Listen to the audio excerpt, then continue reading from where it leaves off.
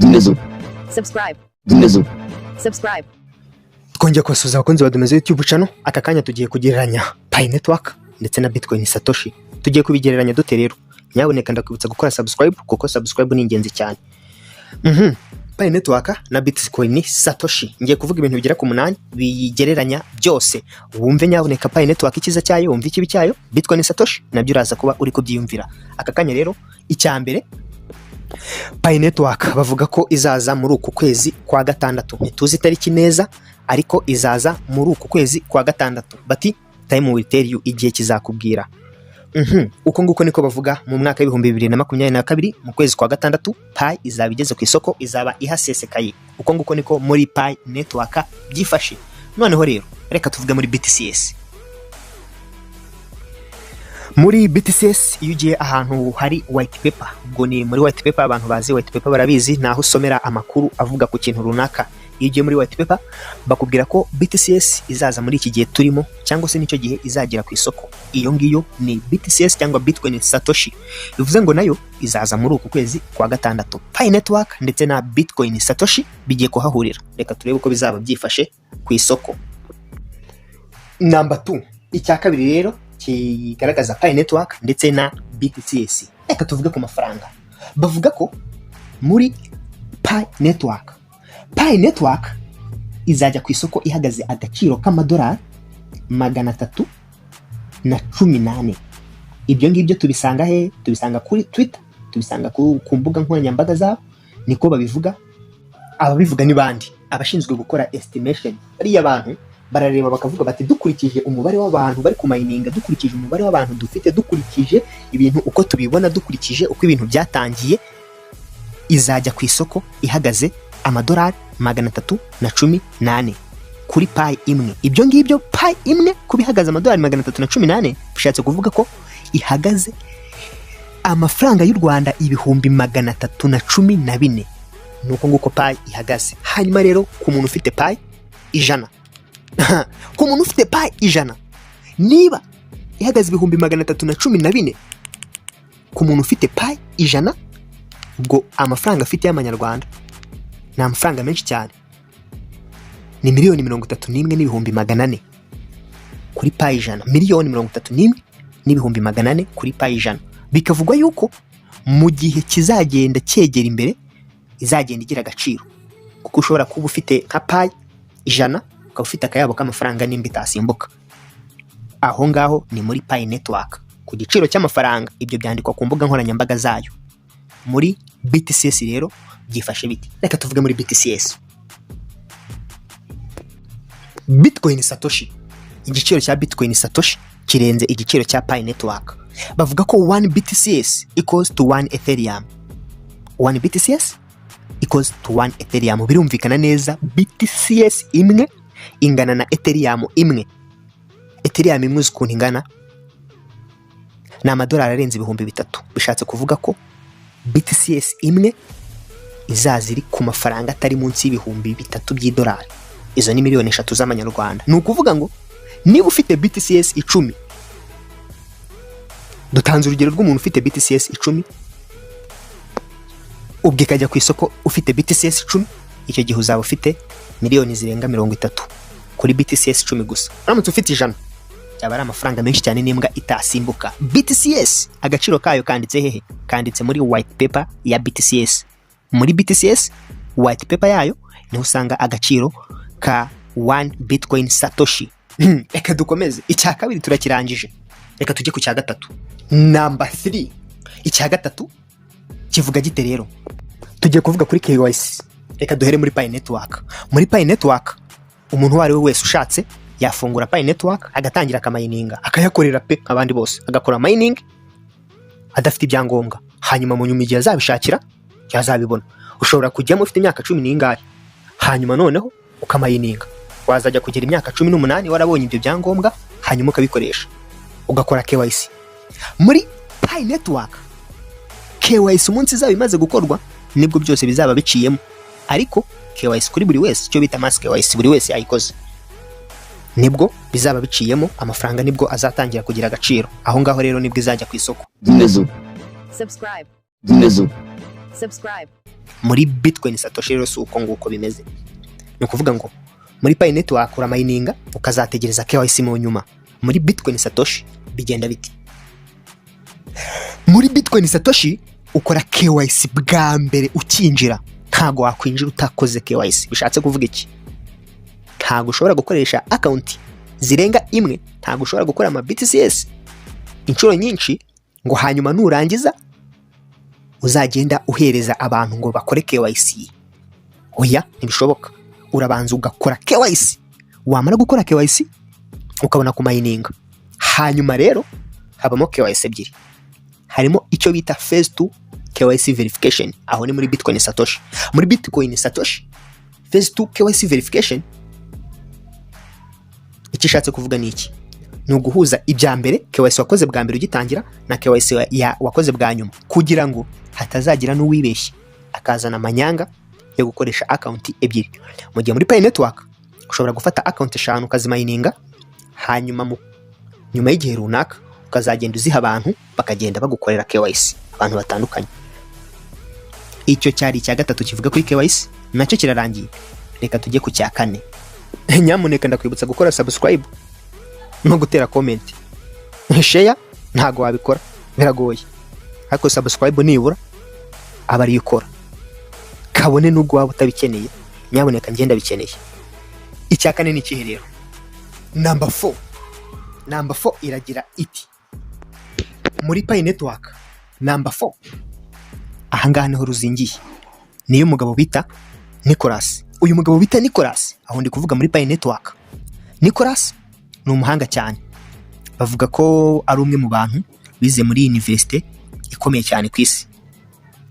Hanyuma rero bavuga yuko afite ikipe, Nicholas afite ikipe y'abahanga mu byerekeranye na cryptocurrency.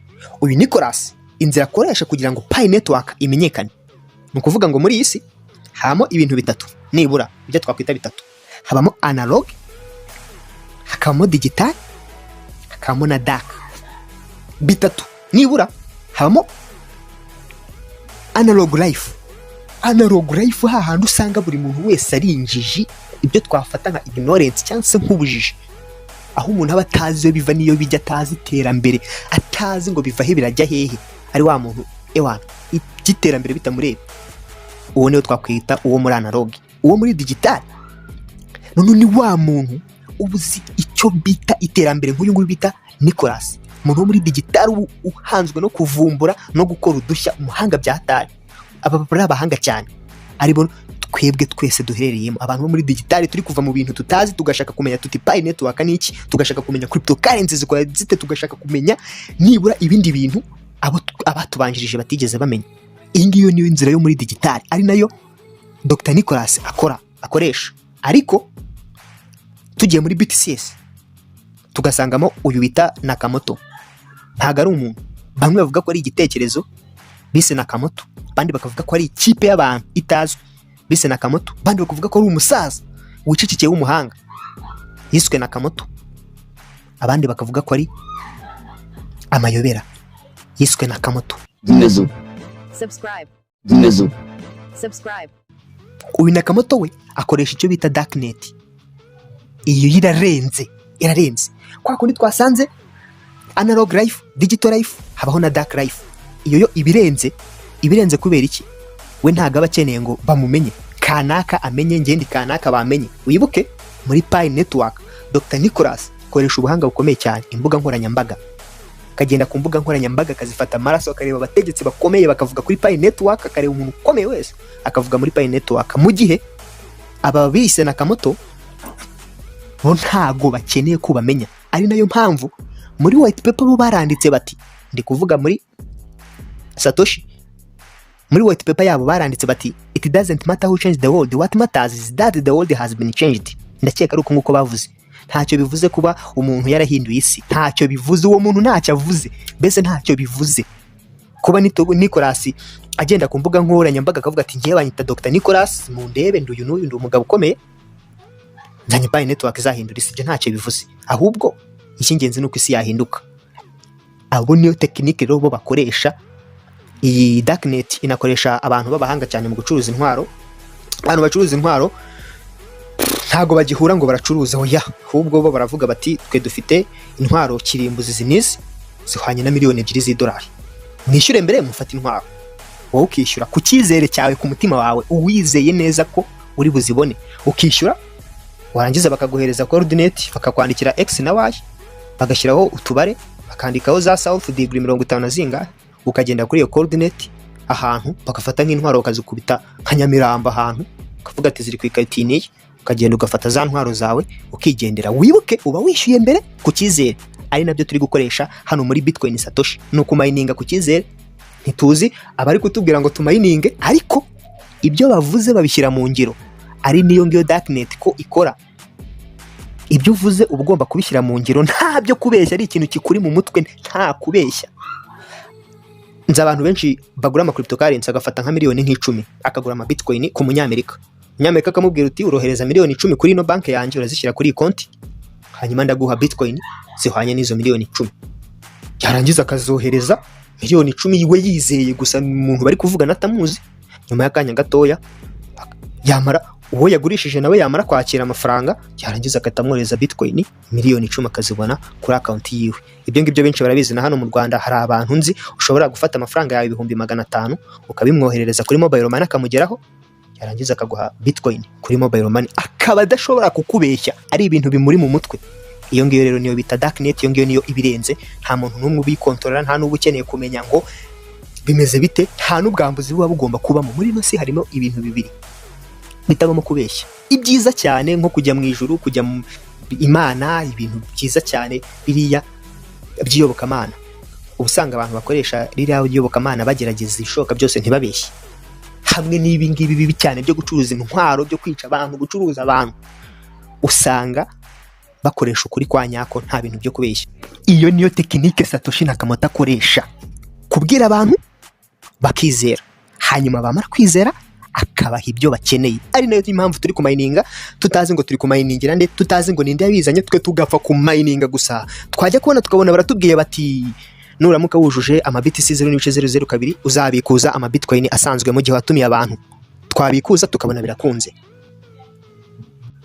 Aba bantu ntibajya babeshya, baba bazi icyo bashaka. Ni nayo mpamvu bavuze bati twebwe ntago turi ba Nakamoto, ahubwo turi abantu bakurikiza igitekerezo cya Nakamoto, Nakamoto's idea. Reka dukomeze, icya kane turakirangije, reka tuvuge kuri number 5. Number 5 rero iragira ite? Mining. Reka tuvuge kuri mining, ukuntu mining ikorwa. Muri Pi network mining ukanda ku kantu nyuma y'amasaha 28, ako kabuto kandaho nyuma y'amasaha 28 niko gakora mining.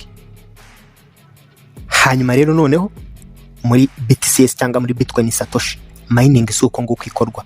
Muri Satoshi mining ikorwa ite rero? Wohereza code ukabura mining, ugakoresha testnet cyangwa se ukabafasha mwigerageza, wakohereza umuntu ama Bitcoin Satoshi nawe yakohereza ukabura mining. Hariho ufata ibyo bita 10k hash, 3k hash, no kuvuga ngo urakora ukora byinshi kugira ngo mining byinshi, cyangwa ugakora duke kugira ngo mining duke. Ubwo ku mining no kwigwizaho umutungo w'amacoin cyangwa se wa BTCs. Uko niko mining ikora. Reka tuvuge ku cya gatandatu, number 6. Icya gatandatu kiragira kiti inviting only, inviting plus BTC withdraw.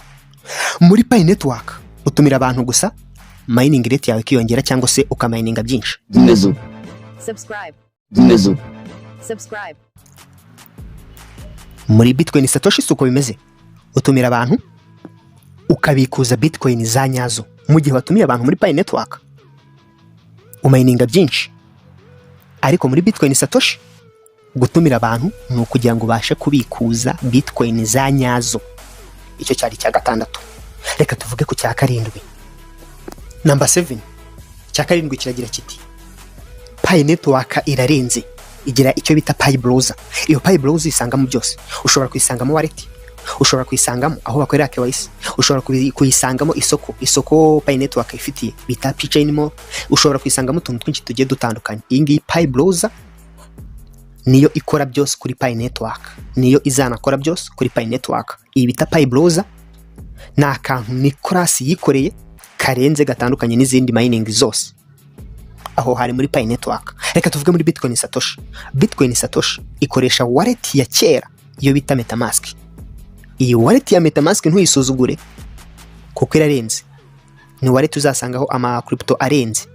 Ino wallet ya MetaMask yanditse izina, bishatse kuvuga ngo Bitcoin Satoshi uzasanga kuri wallet nyinshi, ariko aho izakorerwaho swap cyangwa se aho swap no guhinduranya, ukaba ufite Bitcoin Satoshi ukaba ukeneye nk'ama Ethereum, ukaba ufite Bitcoin Satoshi ukaba ukeneye ama Tron, ukaba ufite Bitcoin Satoshi ukaba ukeneye ibindi bintu bindi bitari Bitcoin Satoshi. Swap zose zizajya zibera kuri MetaMask, kohereza, kwakira, guhinduranya n'ibindi ni kuri MetaMask. Mu gihe muri Pi network ari kuri Pi browser. Icya karindwi kirarangiye. Reka tuvuge ku cya munani, ari nacyo cya nyuma, ari nacyo kirenze. Number 8 rero icya munani kiragira kiti muri Pi network wa miningaga ama Pi 3 ku munsi, mu gihe muri Bitcoin Satoshi wa miningaga Bitcoin Satoshi 0.1. Ibi bishatse kuvuga iki rero? Bishatse kuvuga ko muri Pi network wa miningaga byinshi, muri Bitcoin Satoshi ufite duke. Biragoranye kujya muri Bitcoin Satoshi uzagire Bitcoin Satoshi 3, biragoye cyane. Mu gihe muri Pi ku munsi umwe gusa waba ufite ama Pi 3.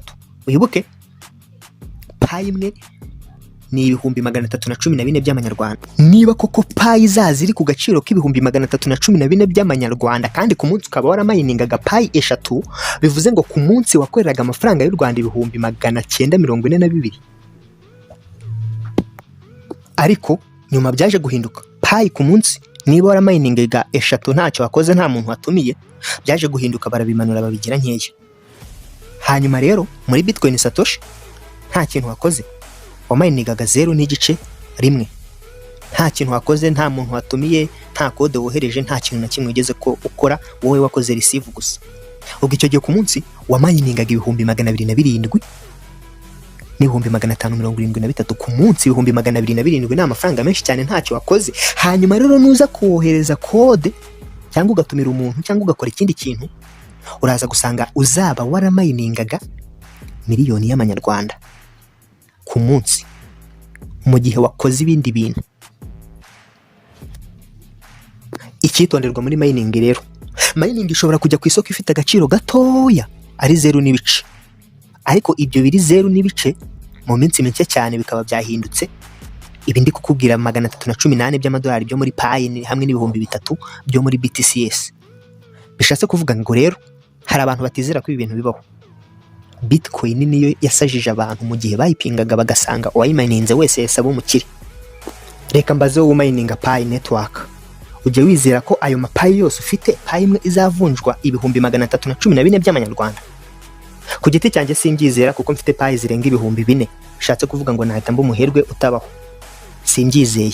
Nawe niba utabyizeye ubwo uri nkanjye. Hanyuma rero muri Bitcoin Satoshi, reka mbaze abantu bamininga Bitcoin Satoshi, ujye wizera ko agacoin kamwe konyine kazabyara miliyoni 3 z'amanyarwanda? Simbyizeye kuko mfite ama Bitcoin Satoshi arenga 100. Ayo mafaranga sinayabona yose. Niba rero wowe uri nkanjye ukaba utizeye, nta kibazo, ubwo twese turi kimwe. Simbyizeye ariko ndabikora.